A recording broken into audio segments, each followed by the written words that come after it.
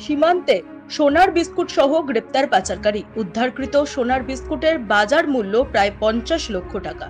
বাজেয়াপ্ত করা হয়েছে পাচারকারীর মোটরসাইকেল। উত্তর চব্বিশ পরগনা জেলার স্বরূপনগর থানার ভিথারি হাকিমপুর গ্রাম পঞ্চায়েতের হাকিমপুর চেকপোস্টের ঘটনা।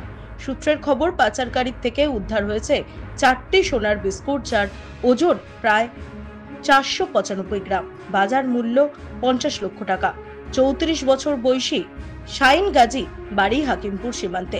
মোটর সাইকেলের টিউবের মধ্যে করে এই সোনার বিস্কুটগুলি পাচারের উদ্দেশ্যে হাকিমপুর চেকপোস্টে আসে বলে জানা যায়।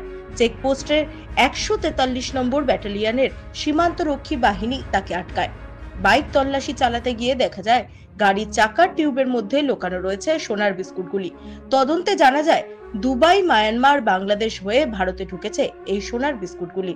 এরপর কলকাতার উদ্দেশ্যে নিয়ে যাওয়ার পরিকল্পনা ছিল ওই পাচারকারীর। বাজেয়াপ্ত করা হয়েছে পাচারকারীর মোটরসাইকেল। উদ্ধার হওয়া সোনার বিস্কুট ও পাচারকারীকে তেতুলিয়া শুল্ক দপ্তরের হাতে তুলে দেওয়া হয়েছে বলে খবর। শাইনের সঙ্গে আন্তর্জাতিক পাচার চক্রের কোনো যোগাযোগ আছে কিনা তা খতিয়ে দেখছে স্বরূপনগর থানার পুলিশ ও বিএসএফ।